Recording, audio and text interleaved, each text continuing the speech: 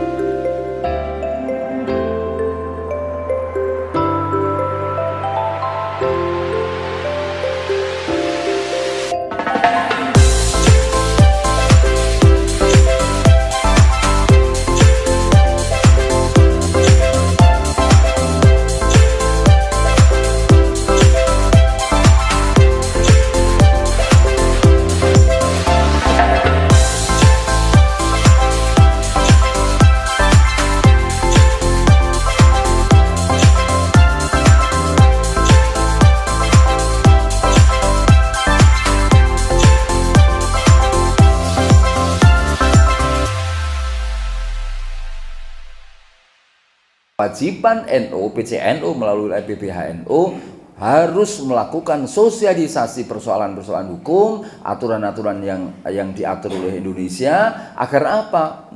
Menjadi semakin melek terhadap hukum. Sehingga kalau ada persoalan hukum itu tidak terjebak, nun sewu, mohon maaf. Kadang-kadang mereka mencari pengacara itu ya syukur anggerai. Akhirnya bukan malah bisa menyelesaikan persoalannya, tapi malah ngorot-ngorot harta kekayaannya. Nah, ketika LBB hadir di tengah-tengah masyarakat, di tengah-tengah jamaah, itu bagian penting dari rahmatan lil alamin, pendirian Nahdlatul Ulama. Lebih-lebih kalau ini kita nun sewu NU, dalam kacamata NU, ini masih RUU, ini masih rancangan. Tapi sudah bisa disosialisasikan. Iki lek KNO mah juga mungkin seperti ini. Rancangan kita sudah menyosialisasikan. Bagaimana nanti kalau sudah ditetapkan? Ya tetap kita lakukan, kita sosialisasikan, kita diskusikan agar apa? Pemahaman semakin matang. Itu menjadi tujuan kita. Dan saya juga apresiasi kepada LPBH Sudarjo yang ya nun sewu, mungkin hanya satu-satunya LPBH yang membahas persoalan-persoalan seperti ini se-Indonesia. Lebih-lebih isu yang tren itu adalah ini tentang apa ini? Kekerasan, pidana kekerasan seksual. Wah, walaupun sebenarnya aturan-aturan ini sudah diatur di dalam fikihnya Ahlussunnah wal Jamaah, sudah diatur semuanya. Tapi memang karena perkembangan zaman dan tuntutan zaman, pergaulan semakin luar biasa kayak gini, maka mau tidak mau harus ada hukum positif yang mengaturnya sehingga akan bisa menjerat bagi pelaku-pelaku yang melakukan pelecehan seksual. Dan ini sudah sesuai dengan aturan yang dimiliki oleh Nahdlatul Ulama, sehingga menurut saya ini bukan hal yang baru, tinggal dilegalisasikan menjadi sebuah undang-undang. Nah, mudah-mudahan ini juga kita sambut dengan baik, kita sekalian secara aktif, secara serius mengikuti program hari ini, acara pagi hari ini sampai sore Pak. Sampai sore, mudah-mudahan akan menjadi pembekalan bagi panjenengan-panjenengan, karena disadari atau tidak disadari, pelaku atau penggerak di NU itu aktivitasnya mau macam-macam. Saya lihat di sini ada Pak Guru, ada kepala sekolah, ada dosen, ada pengusaha, ada lawyer, wa ala alihi washabihi ajmain lah. Seluruh lini kehidupan itu di sana pasti ada NU. Maka ketika di seluruh lini kehidupan ada NU, maka panjenengan sebagai kader NU juga hadir di sana, masuk di sana untuk menyemai, mewarnai, mendakwahkan nilai-nilai ahli sunnah wal jamaah. Dan diakui atau tidak diakui juga demikian, bahwa negeri ini menurut para orang-orang penting, para kiai, para ulama, muassis negeri ini adalah juga muassisnya Nahdlatul Ulama.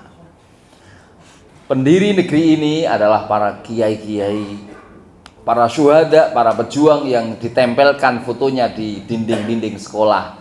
Itu adalah juga para kiai-kiai, pemangku pondok pesantren, para santri-santri yang notabene beliau adalah penggagas, pendiskusi, berdirinya Nahdlatul Ulama.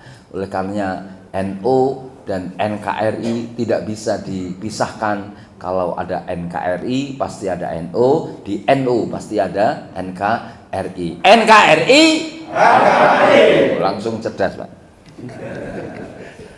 Saya tidak perlu ngajari, langsung kalau ngomong NKRI langsung harga mati. Karena ini komitmen yang sudah dibangun oleh para muassis, bahwa NU didirikan di tahun 1926 itu tidak hanya sekedar kepingin berkembangnya dakwah Islamiyah ala ahli sunnah wal jamaah, tapi yang pertama tujuan NU didirikan cuman satu, yaitu bagaimana terjadi percepatan kemerdekaan Indonesia.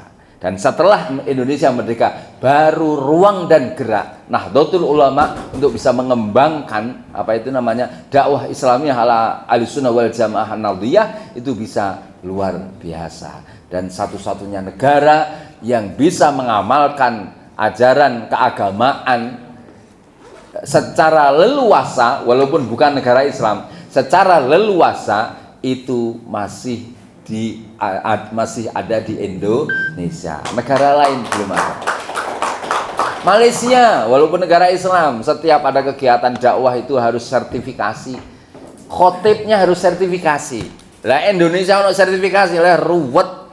Jumlah masjidnya wakeh, jumlah daine yo wakeh. Biarkan itu ada seleksi alam. Mereka yang tidak sesuai dengan budaya dan peradaban Indonesia, Nusantara, maka akan diseleksi alam. Lek mereka ngelek menjelek-jelekan kiai-kiai yang ala Nusantara, atau bahasa kita itu Islam Nusantara, kok menjelek-jelekan sama titeni roto-roto, kalau tidak hancur, mampus, masuk penjara, dan meninggal dunia. Itu yang terjadi. Karena memang NU yang mendirikan NU adalah orang-orang kekasihnya Allah. Sehingga tidak bisa sembarangan. Dan komitmen NU adalah, didirikan NU adalah satu, mengawal keberlangsungan faham Ahlussunnah wal Jamaah. Nomor dua, mengawal keberlangsungan negara kesatuan Republik Indonesia. NU satu-satunya organisasi yang masih punya konsistensi dalam mengawal NKRI mulai sebelum merdeka, pasca merdeka, sampai hari ini NU tetap istiqomah mengawal negara kesatuan Republik Indonesia. Siapa kita? Siapa kita? Siapa kita? NKRI, Pancasila. luar biasa. Dengan marilah kita buka. Niki MC ini memang belum terbiasa melo NU. Jadi namanya iftitah itu ya pembukaan. Jadi Pak Diro dikandani anak buahnya. Tapi tidak apa-apa, ini pembelajaran bersama-sama, okay? Karena memang di LBBH niku wah tak delok wong mau macam-macam mau wakeh pinter-pinter. Jumlahnya berapa Pak Diro? 50. Ini luar biasa. Tepuk tangan untuk LBBH. 50 orang dan rata-rata sarjana hukum. Kalau saya itu SH itu bukan sarjana hukum tapi shadaqallahul azim. Saya itu bukan KH singkatan dari Kiai Haji tapi saya HK hampir Kiai. Oke. Marilah kita buka acara sosialisasi ini dengan bacaan suratul Fatihah. Mudah-mudahan semuanya diberi kelancaran oleh Allah Subhanahu wa taala. Hadirin kita dibarengi dengan hidayah dan ma'unah dari Allah Subhanahu wa taala sehingga ada nilai-nilai yang masuk di dalam otak kita, pikiran kita sampai kemudian kita memahaminya sampai kemudian melakukan di lapangan.